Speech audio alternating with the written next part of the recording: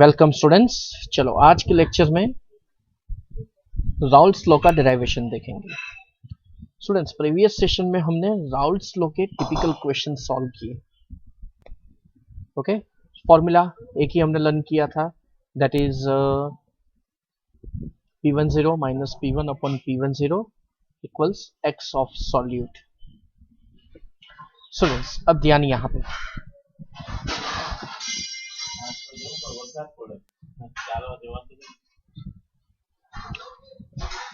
Students अब ध्यान रखो, राउल्ट्स लॉ उसका फॉर्मूला क्या था। तो चलो फॉर्मूला आपको पता होगा, P10 minus P1 upon P10 equals x of solute. Okay, और उसका statement for any solution the partial vapor pressure of each volatile component in the solution is directly proportional to its mole fraction। so इसका मतलब क्या है? Suppose आपने एक pure solvent लिया, pure solvent हमने लिया। ओके, अब ये जो प्योर सॉल्वेंट है उसमें जैसे जैसे उसका मोल फ्रैक्शन इंक्रीज होगा, यहाँ पे देखिए, जैसे जैसे इसका मोल फ्रैक्शन इंक्रीज होगा उतना उसका वेपर प्रेशर इंक्रीज होगा।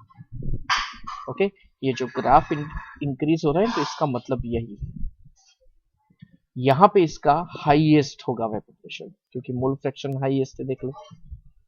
सो first of all binary solution means which is a mixture of two components. Let us denote the solvent by 1 and the solute by 2. चलो, 1 means solvent, 2 means solute. So when the solute is non-volatile, only the solvent molecules are present in a vapor phase and they contribute to the vapor pressure। मतलब suppose हमने एक close container लिया है, इसका मतलब ये है कि अगर हमने क्लोज कंटेनर लिया है, जस्ट मिनट,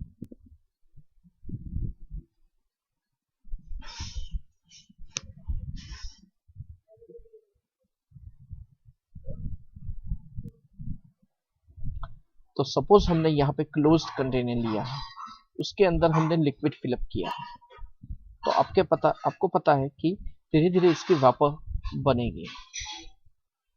ओके, इसके यहाँ पे वेपर, तो ये वेपर मॉलिक्यूल्स प्रेशर एक्सर्ट करेंगे and it is measured by the manometer instrument. कौन सा? Manometer instrument. तो ये इंडिकेट करता है कि as mole fraction means the part of the vapor molecules increases, then this vapor pressure increases।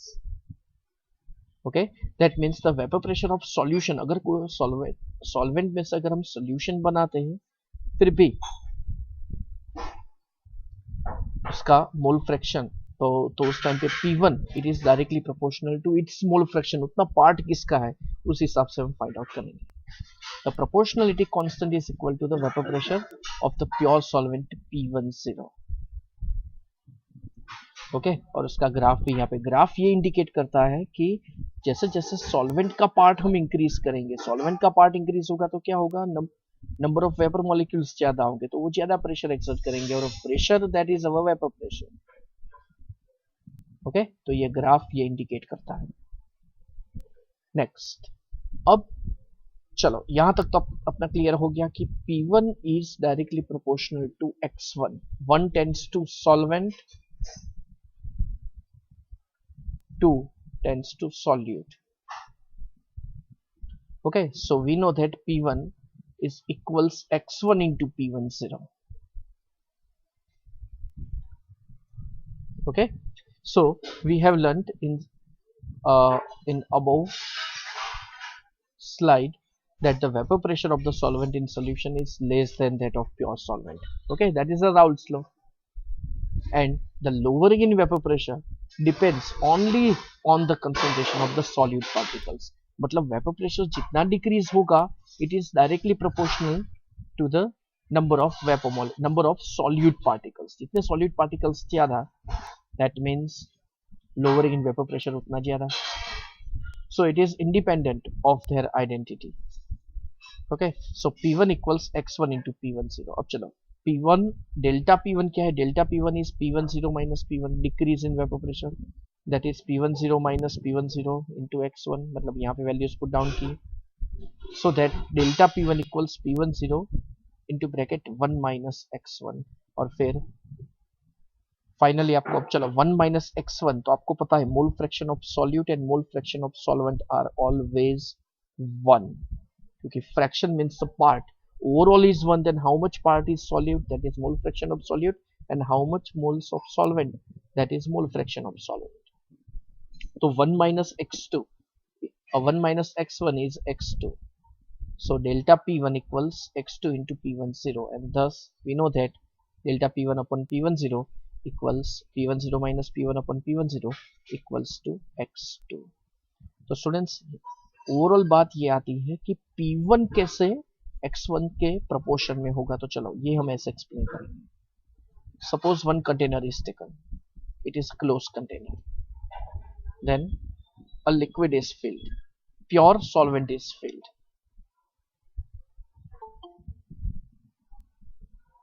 Okay, अब इसके वेपर मॉलिक्यूल्स आपको दिखेंगे, सपोज 5, चलो कैलकुलेट करके ही हम देते हैं. ओके, मैनोमीटर से हम वेपर प्रेशर मेजर करेंगे. This one is pure solvent.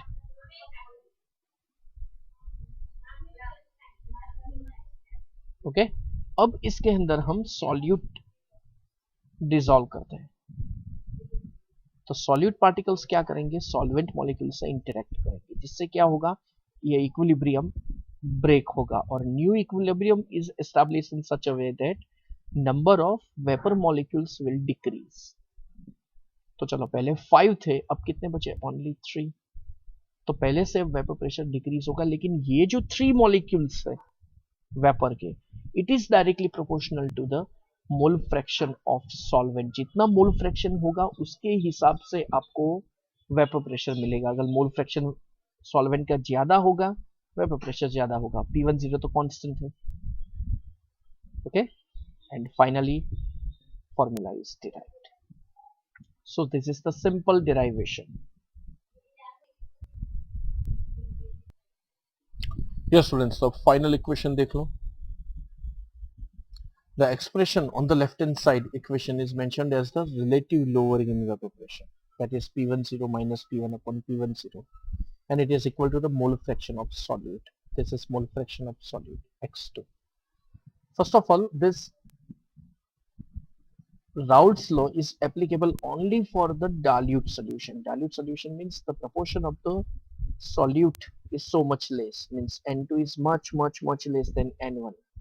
Hence, N2 can be neglected, so only N2 upon N1 can be written. N2 means mass of solute upon molecular mass of solute. N1 means mass of solvent upon molecular mass of solvent. तो total यहाँ पे 4 terms आए. Okay, P10 minus P1 upon P10 equals W2 M1 M2 W1. चलो M1 M2 क्या है? Molecular masses है. Okay, and I think theory is clear. Now consider the next question. Yes students, तो देखो question ऐसा solve होगा. Vapour pressure of pure water is given to you, that is P10 is 17.5 mm, right?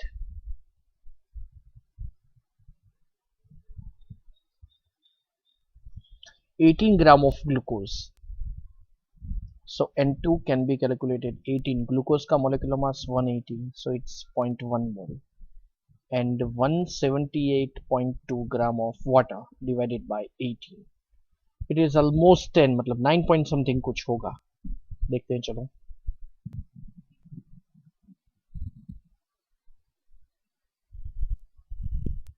तो 178.2 divided by 18, तो ये होगा 9.9. Okay, तो formula क्या है? P10 minus P1 upon P10 equals 0.1 divided by 9.9 plus 0.1, that is 10. So it is 0.01.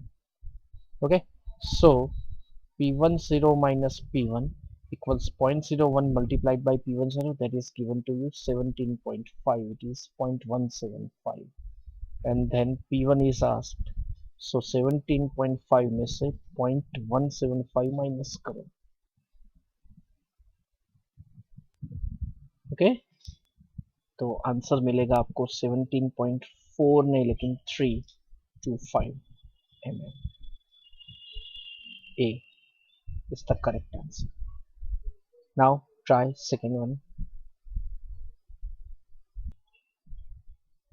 Okay, so next question is, dilute aqueous solution of glucose shows the vapor pressure of 750 mm at 373 Kelvin. First of all, 373 Kelvin is 100 degrees Celsius and it's a boiling point of water, right? And at the boiling point of water, P10 is always 760 mm, that is 1 atmosphere, that is 1.013 bar. चलो सब याद होंगे, या तो फिर 1.013 into 10⁵ बार, 5 pascal. तो सबके सब यूनिट्स मैंने लिख दिए, याद रखना ये. Okay, next.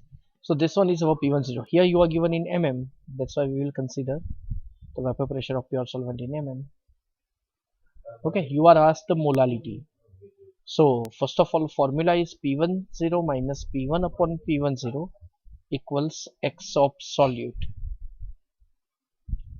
This division and this part is known as X of solute. So P10 760, P1 750 divided by 760, right?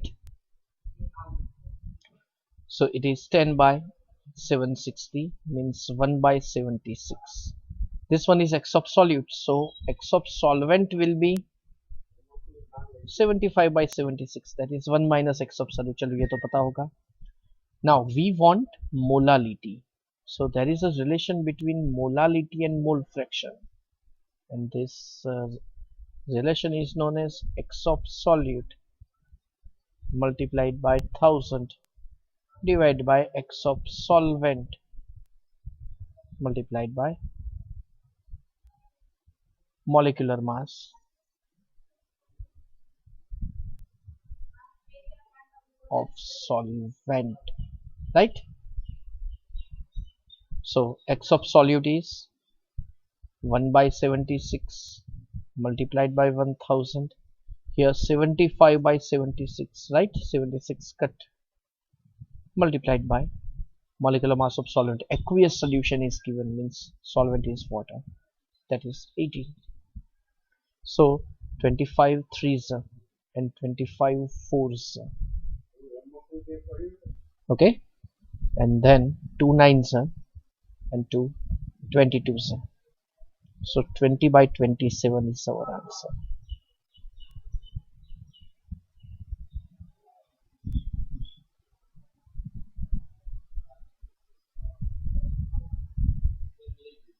So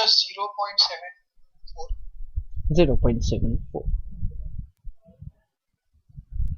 अब देखो 1 पॉइंट तो हो ही नहीं सकता, 13 तो हो ही नहीं सकता, तो 0.013 और 0.74, अब 20 और 27 के बीच में ज़्यादा गैप नहीं है, मतलब 0.0 तो कभी होगा ही नहीं, तो बस एक ही बचता है 0.74 और ये मोलल.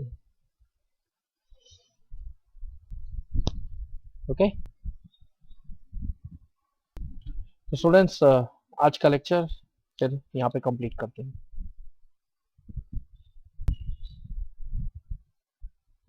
हाँ तो स्टूडेंट्स आज का लेक्चर फिर यहाँ पे हम इतना ही रखते हैं. ओके, नेक्स्ट लेक्चर में राउल्ट्स लॉ फिर हम सेकेंड पार्ट लेंगे for volatile solute and volatile solvent. Okay then good bye.